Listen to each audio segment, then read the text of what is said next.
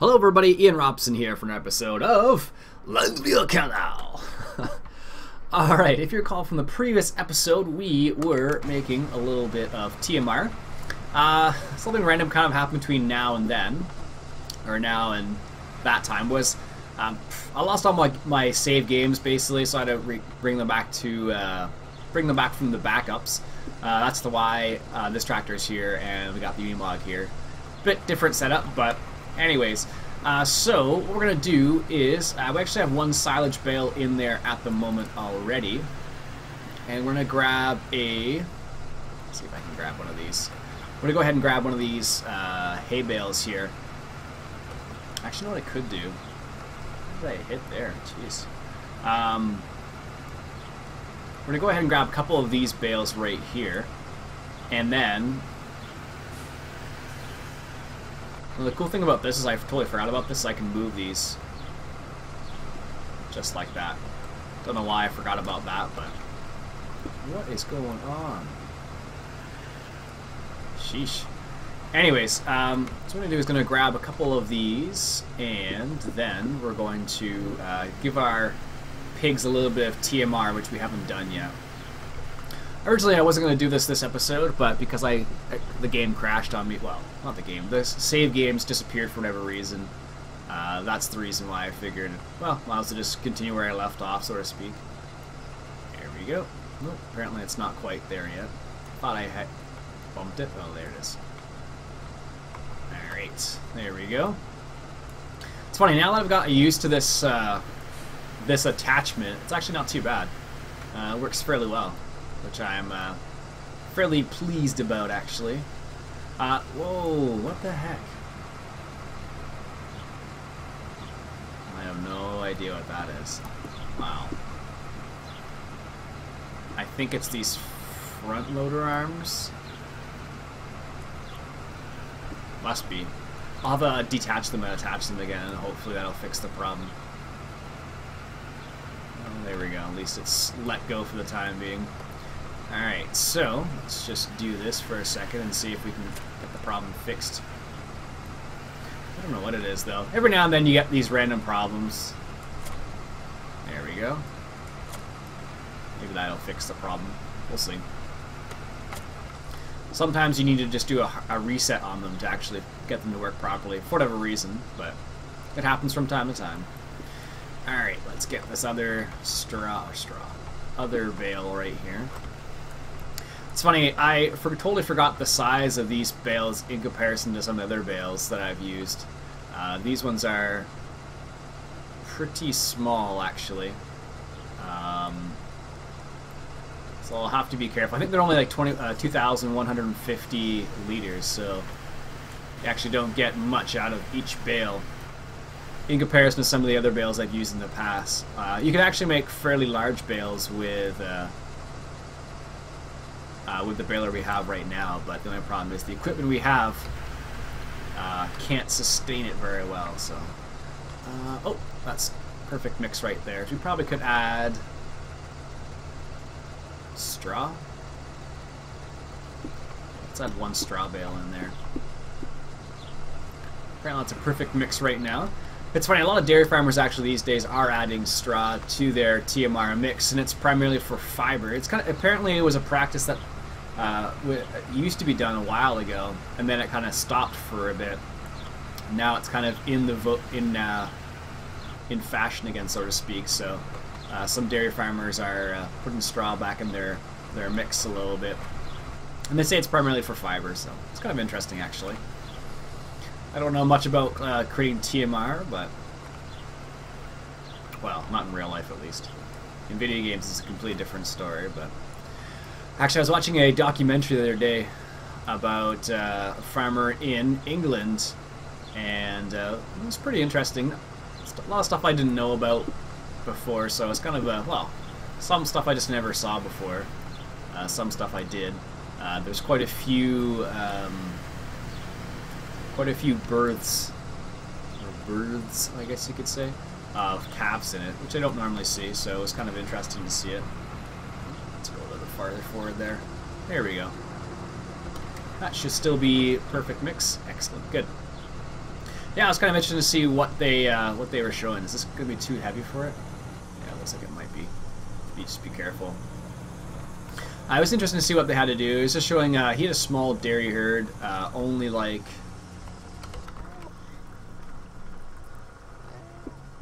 So I was like, what was that sound? I realized it was the...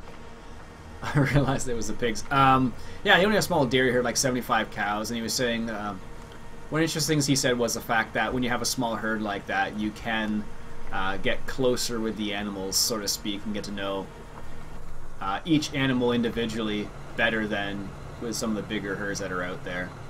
So it was interesting to see what they had to say about that. Let's change the side to the left side and then give some of this TMR to our sheeps. Or sheep.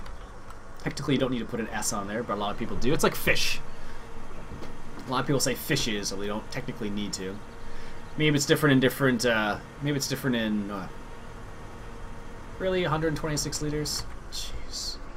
Maybe it's different in England and Canada and whatnot, but just thought it was kind of funny that that came up. Oh, that's safe. Oof, that always scares me a little bit. Alright, so, excellent. Our sheep have gotten the proper mix now, and so have our pigs, which is good. There we go. Have a little bit of TMR left in there, but we're just going to leave it in there for the time being, so we can't really do much about it at this particular time. Let me just put the support up on this. Totally forgot to do that. There we go. Probably, you would never do that because then you'd crush this pickup, but c'est la vie. Alright, so now our sheep should be at 100% productivity, and our pigs should come up to 100% productivity very soon. Actually, no, we didn't need that anymore, so I'm just going to leave this here because that thing's been bothering me. I don't know. I don't think I have any other vehicles that would classify as something that would act as a runabout. I don't think. I have the Jeep, which wouldn't really work very well either. That wouldn't really work either in this map. These would be too big. There might be something in here somewhere. GMC would be too big, I guess, too. I don't have any other vehicles, do I? There are some nice vehicles out there. I saw David Oldfield recently got a Land Rover. He got some cash and he bought a Land Rover on his Let's Play. It's kind of cool. Yeah, I don't have anything else. I thought I might have something in here, but this would work. Maybe the Renault, actually. Ooh, the Renault might be a nice little smaller vehicle. It doesn't go very fast, I don't think, though. But it might work well for some of the areas around here. There are other Unimogs I could get, one of the smaller ones. I don't think it's going to make a difference, though. Ah, well. Anyways, let's go ahead and make a bit more silage bales, because we actually don't have very many. Because what happened was, of course, because the game... Well, because I had to load up my backups, they didn't have all my silage bales, so I might as well make a few of these into silage bales while I'm at it. Alright. It's funny, I'm pretty sure this is the way I would do it in real life, is I would, you know, just have it close enough so you could see the bottom of it and then just tap it a little bit. And then put it down and lift it up. Seems pretty easy. At least that's the way I would probably do it in real life. I'm not an expert in this by any means. I've never made silage bales before. I've seen silage bales being made, but I've never made them myself, so... Alright. There we go. Oops, probably should go a bit further forward here. It's funny, to kind of judge this, I just hope it doesn't roll off. There we go. Technically, I shouldn't put it in like this. I should put it in from the back. But the only problem is from doing that, you have the little table here. Alright, let's grab one of the other ones here. I think actually what happened was I copied my XML, my vehicle XML from my from Spring Hill Valley, and I brought it over here. I think what happened was some of the silage bales I had made there. They actually go in. Whoops. They actually go in the vehicle XML. So what happened was, when I copied and pasted it, I actually got some of them, which is kind of funny. So if you ever see a silage bale like just hanging out, that's the reason why. All right, That shouldn't roll all the way down the hill, one hopes.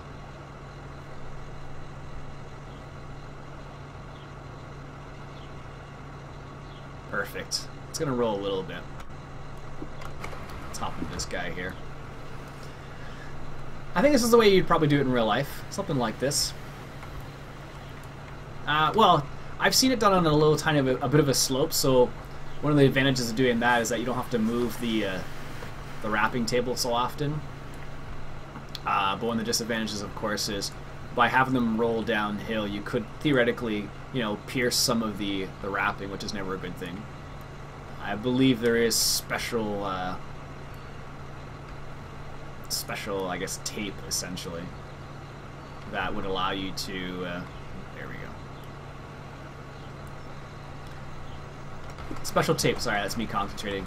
Special tape that would allow you to, like, fix any holes that may happen when you're wrapping, but... Alright, let's grab this bale right here. Now the funny thing is, getting the small bales is pretty easy. The bigger ones, these ones aren't really meant to be handled with this device. There we go. They're actually meant to be handled with something else, I suppose. Because these bales, it's meant for a 4-foot bale, I believe. And I think I'm actually going through it. Oh no, I'm not. It looks like I was going through it there. There we go. Whoops. I totally had it there. What the heck? I think they're actually meant for 4-foot bales. There we go. Technically, I don't know if I'd be able to handle this bale with this particular tractor, because it's a small tractor. Where should I put this? That's going to be out of the way. How about on the back side of this for the time being? They're wrapped, so it's not going to be a big deal. They're going to be out of the way, I think. I'm not going to have that many, so I don't really need a huge facility for them, but... there we go. Technically, you can actually... There's one that has... there is an implement that you can get that actually has two of the grapplers on them. Which is pretty nice, I guess. Let's just tip that over. Like so. And then hop back into this guy and grab one more bale. Do think maybe one or two more. I don't normally do wrapping, so I don't mind. Whoa, whoa, whoa. I can't see that anyways. I don't mind doing wrapping because I don't normally do it. I wonder if I can get all the way to the other side here. From the bottom. Probably not with this. Maybe with some other implements. Maybe with the Merlot you'd be able to do it. Oh no, I can... I thought I'd be able to... Oh well, let's do it this way.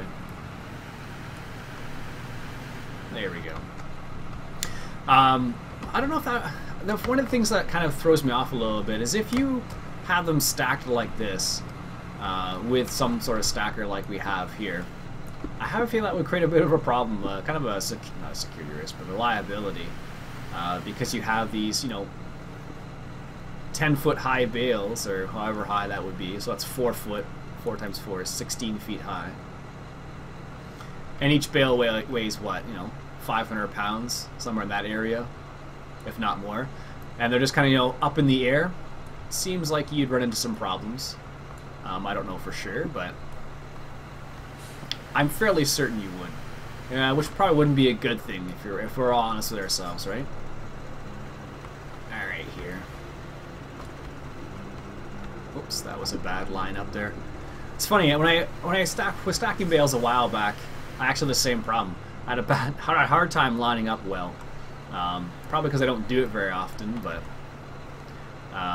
if you watch, like, if I compared how I wrapped the bale in comparison to how somebody else wrapped a bale, it was just hilarious to see, or not wrapped, stacked, I should say.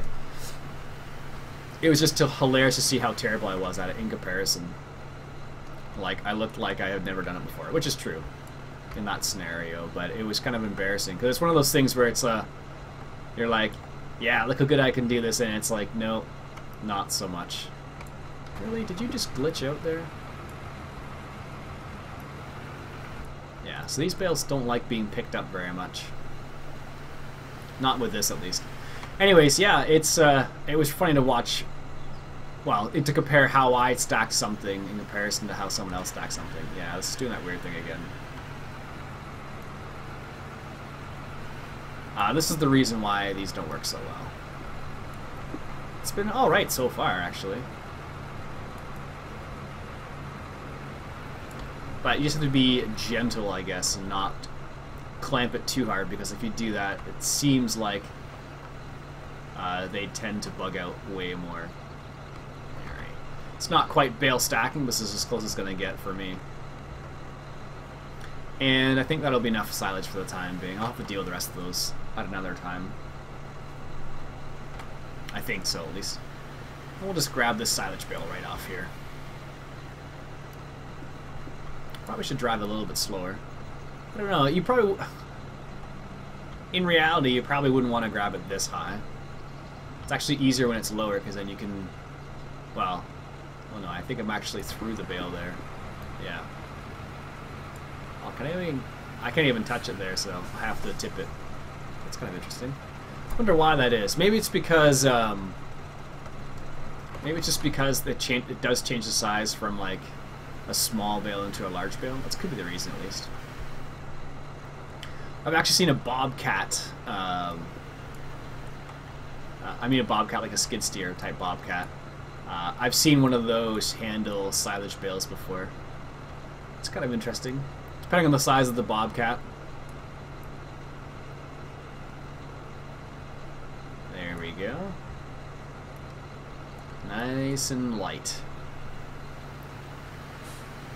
But it's not terrible. I guess this is like part of what it would be like in real life, I suppose. Like if you had an operation like this, you'd have to, yeah, it's...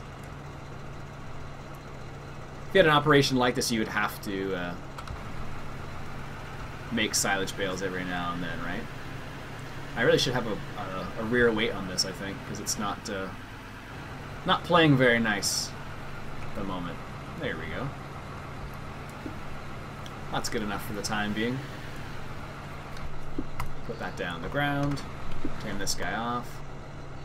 And I think we'll just leave this here for the time being. Oh, it's so much quieter now. Wow. Now, we do have this guy just chilling out here. I originally moved him back, but I'm gonna... Obviously, I didn't. I could pick up this straw right here, actually, with our forage wagon, and bring that back to... Or at least sell it. Or... What else could I do with it? Not much. I could store it. The only problem is the storage facility is way up the other farm there, so... There's the train. I do like the trains. Even has a nice sound to it, too. It's funny, I have Train Simulator 2014, I just never play it. I played it a little bit. Oh my god, it's not so bad, but I just never twigged my fancy. I think actually originally I bought Farm Sim 2013 and Train Simulator in like a package, and I was like, oh, let's give them a... It was a cheap package where you got them both, and I was like, I'll give it a go and see what it's like. And I think it's fairly obvious that I ended up playing a lot more Farm Sim than Train Simulator. Although, not that I didn't like the game. I thought it was a cool concept. I just didn't like the, I don't know, the simulator aspect of it. Probably shouldn't be driving down the road with this. I'm definitely hitting the bollards on the other side. I don't even have a trailer, do I? I don't even think I have a trailer for this thing. I'm pretty sure I don't. Wow. Do I? Oh no, I do. Oh no, that was for the other. This might be a bit large for this thing. Or this header might be a bit too large for that trailer. I'm not sure for sure. I'm not 100%, but we do have corn right here too, so we can actually harvest the corn as well. I think originally the way I got to that field was I went down by the river there, as opposed to on the road, which makes a little bit more sense. So. Let's go put this header somewhere out of the way. Yeah, so if you come down the bottom here, you can actually I just dropped it behind this right here. And also this is like a little grass field we can actually use too. Or a meadow. There we go.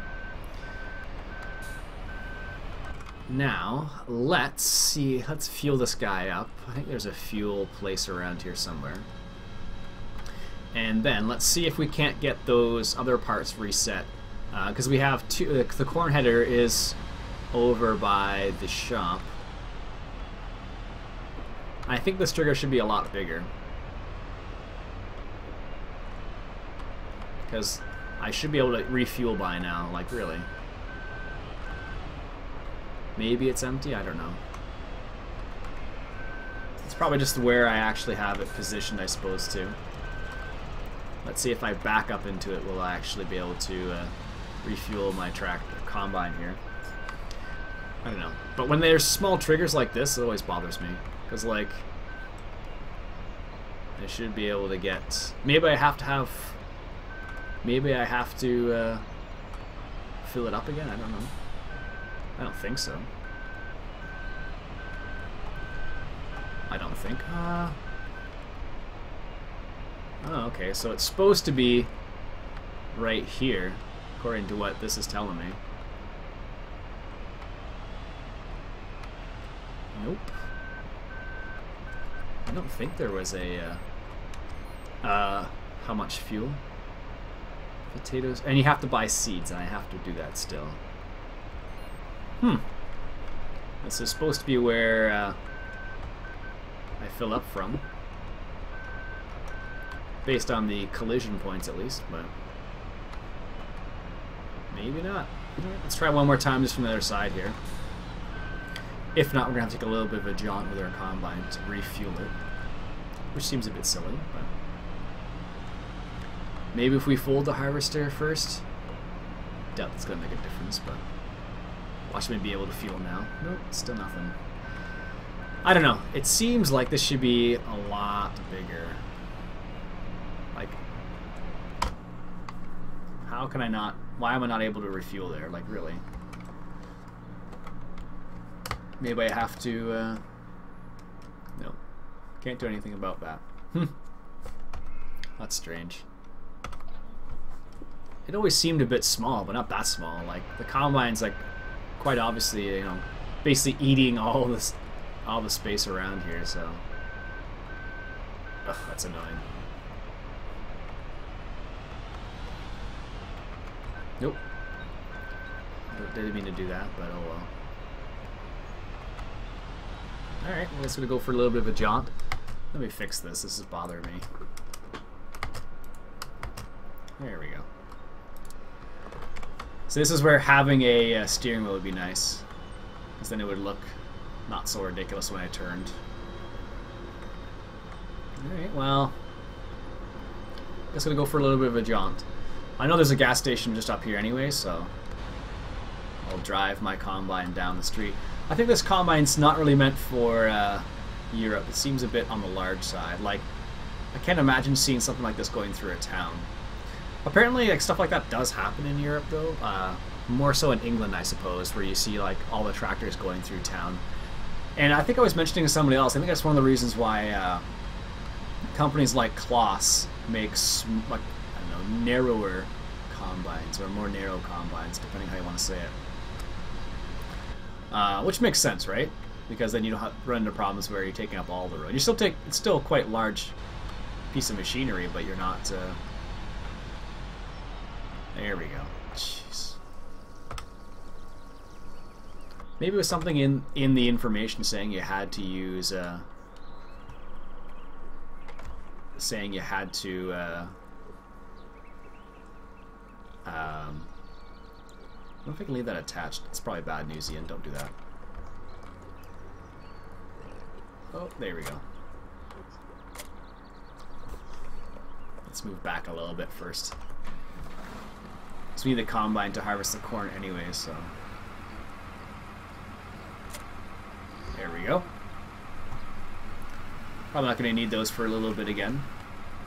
For the time being, at least. Alright, so we have this corn here, and we do have a corn header, so we might as well, you know, use it.